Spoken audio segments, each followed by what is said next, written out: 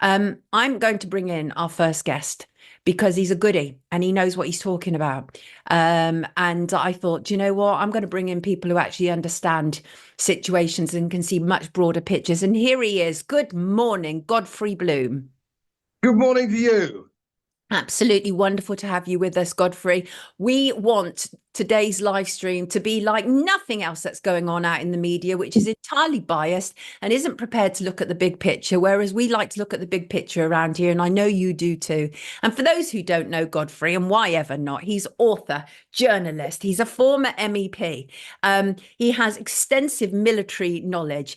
He's award-winning. He's many, many things. He's a commentator, and he's somebody that I trust to give a big picture on this. And I asked Godfrey to come and talk to me about Sir Keir Starmer. Godfrey, where do we start on our British Prime Minister? Well, and a difficult fellow, is he not? I think perhaps the best place to start is his spell as boss of the Crown Prosecution Service. That's a good starting point. Whereas we know his record is frankly appalling. He covered up Jimmy Savile. He did all sorts of Although other he things. denied that, of course, he denied that. He said that had absolutely nothing to do with him. That was to do with the North of England CPS about Jimmy Savile. He's always got an answer, of course, hasn't he? Nothing to do with him. It's nothing to do with me. I was only obeying orders. But his record is checkered in these matters, and he's highly politicized. In any regard for the job as the CPS, so that is a very difficult situation for him. But I mean, there's no point in worrying about what he's denied and what he hasn't. Let's talk about what he's been totally upfront about. Oh, he's yes. been totally upfront about he is a World Economic Forum agent. He has not denied it. In fact, he's endorsed it. And when Emily No-Mates of the BBC asked him, did he feel that the power should be in Parliament or Davos? He said Davos. And of course, that's quite true. When you look at the big debates, whether it's excess deaths or anything else, you'll see that the chamber's empty. So we have lost our constitutional democracy, we've lost our parliamentary democracy, and I would argue we've lost our constitutional monarchy because our monarch is now politicized. So we are dealing with people who are globalists, who believe in global government. They're Malthusians. They believe that the world is overpopulated, not by them and their children, no, of course by not. us and our children. So this is really where it's going. And he's been quite upfront about that. He's been quite honest about that. And now, of course, he's come out with some certainly disingenuous things about our economy. Oh, there's a black hole. We inherited a black hole. All via, of course, his Chancellor of the Exchequer, Rachel Reeves. Just one of life's losers, in my view. But leaving that aside, yes. He's saying, don't get me started on that. Those bloody people, immediate attack on pensioners. Don't even get me started on that. I mean, Godfrey. That is classic. And in the same sentence or the same breath, we're going to send something like £10 billion to Africa to try to stop the sun shining. And we're going to send another £2 or £3 billion to the Ukraine. Yep. He's going to do nothing about the unaudited overseas aid, which runs at just under £1 billion a month. Right. But there's nothing for old age pensioners for their... And you know what? Can I just say this? I just want to interject there because I think this is important, because even though this isn't apparently about the rioting and what's taking place on the street, this is everything to do with it. This is to do with people's absolute frustration and anger about the way our money and our country is being used by these globalist elites, isn't it? Absolutely. We have a politicized police force. We have a politicized judiciary now, as we've seen by the sentencing, whereas if you're a legal immigrant or an immigrant and you're convicted of rape, you can get a non-custodial sentence. And if you put an advert in a note in your window saying it's okay to be white, you get 2 years in Hull pokey and cut off from your family. So we know the whole system has broken down. Now, I'm not quite sure what Keir Starmer expected to happen with a broken down system. If you're not going to get riots on the streets, you're bound to get riots on the streets. And we've seen this in Western Europe. What we've also seen with this policing business is if you are of the indigenous population, you will be arrested and probably given a custodial sentence or a stiff sentence. if you are of the other side, whether you are an immigrant or illegal immigrant, or whether you're whatever you are, whatever you're doing, you will be given a very soft time. The police won't go near it.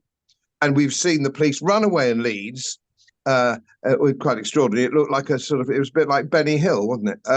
All the This is police the are running away. two-tier policing people are talking about, isn't it? Where we are seeing immediately the moment that predominantly white people take to the streets, there is a problem. Yes, that is the problem, and it's there for everybody to see. But of course, as we know, nobody knows better than you, Sonia, corporate media aren't spinning it that way. So the headline, I think, on Thursday or Friday of the Times of London was "The Myth of Two-Tier Policing." Mm. This is one of those things which I find astonishing, where you get a front page of what used to be a respectable newspaper denying what people can actually see on their streets. Right. We live here, we see it. You're absolutely right. It's like the climate scam. We can actually look out the bloody window and we can see what the climate is doing. And yet they gainsay this all the time. And of course, now he's come out and he said we're going to crack down very heavily on right-wing thugs. Well, I saw there are such things as right-wing thugs, but I saw some of the demonstrations in London 2 weeks ago, and it was Middle England. They were arresting a 74-year-old lady for walking down the street. And if you see the dress moving quite away from the concept of Robert Peel's policing, was prevention of crime. Bobby's on the beat, the prevention of crime. That was the whole point of Robert Peel's police force.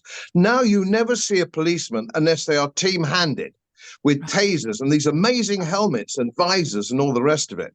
Now, here's the interesting thing. They're very free to use them on the indigenous population and wrestle them to ground and bash them over the head and all this kind of thing.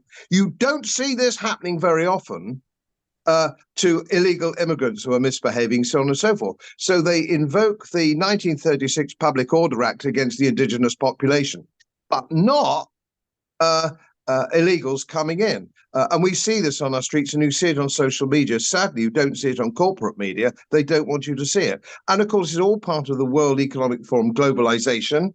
They want digital ID, and then they will say, oh, what can we do? We've got riots on the streets. It's those terrible, nasty right-wing people, and we've got all these problems. So you've got to have digital ID. This is all part of a plan. And here's the extraordinary thing. People still don't get. I don't think that Nigel Farage still actually understands what this immigration is all about. He seems to think, they're letting in lots and lots of mass immigration is a bad thing. And it's because corporations want low-cost workers.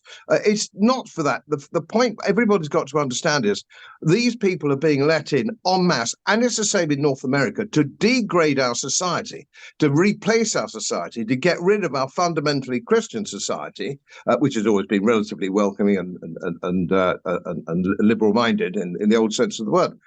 Now they're coming in such big numbers, and they're not coming here to work. They hate us.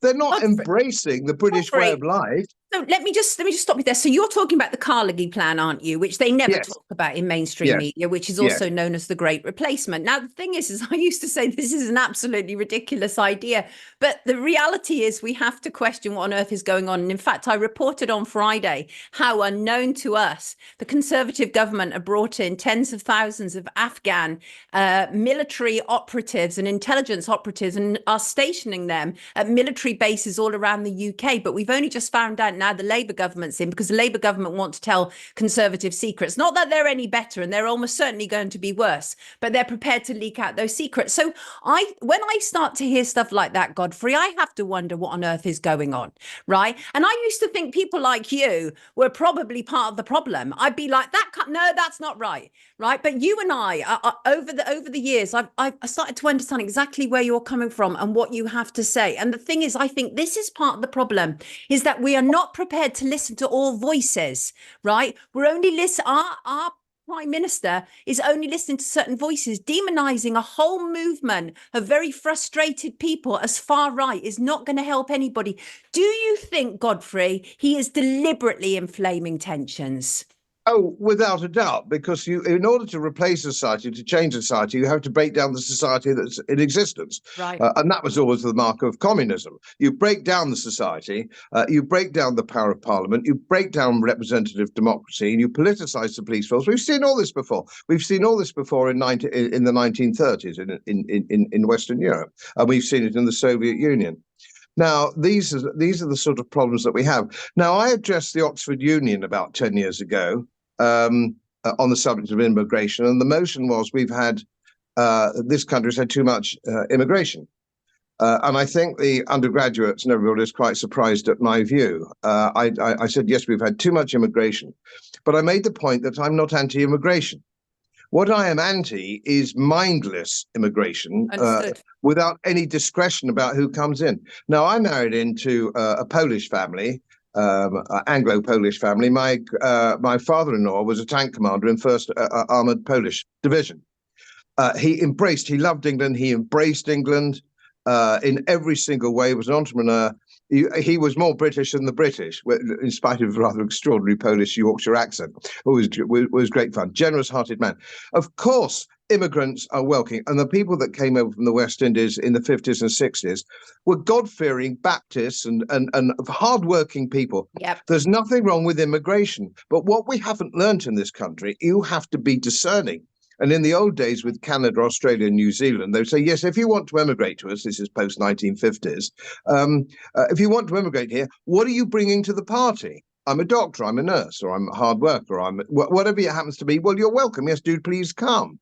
But if you're just paddling across on a boat, looking for your free hotel and your free meal and the welfare state, and you're quite openly hate your host, and you're not coming from a war-torn country as an immigrant, you're coming from bloody France. Right. What the hell's going on? And both governments, and there's no way the Conservatives can escape this, this was started by the Conservatives, and it's being carried on. And if you saw the body language and the laughter after the election, when the Conservatives got absolutely thrashed, you could see they were laughing together. They didn't care because they both piss in the same pot. They're both World Economic Forum people. So Sunak didn't care because his job was half done. And all these people are quite dreadful. And this guy, Starmer, is appalling. I don't know whether you saw that clip of him punching a punch bag. I don't know if you saw that. It was in the gym. I haven't seen that. Oh, you've got to dig it out if you can. Okay. I used to do a little bit of boxing in the army, and I would pay quite a substantial amount of money, old as I am now, to take him into the ring and give him a bloody good spanking.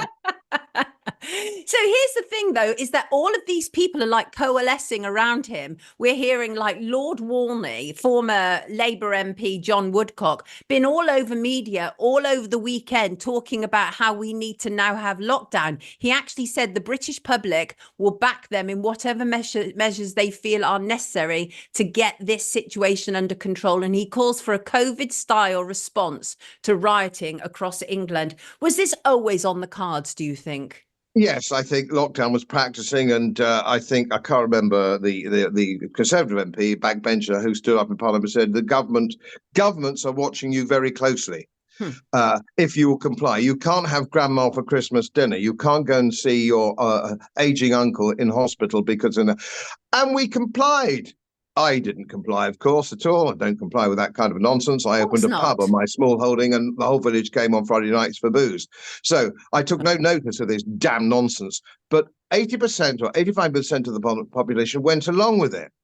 Now, are they going to go along with it again? I don't think they're going to fall for it twice, but we'll have to see. But nothing disturbs me, I think, more than the stupidity and laziness of the bulk of our population who aren't standing up for their rights under the Constitution, our own Constitution, Tolerance Acts, all the things that go to protect us have been thrown away.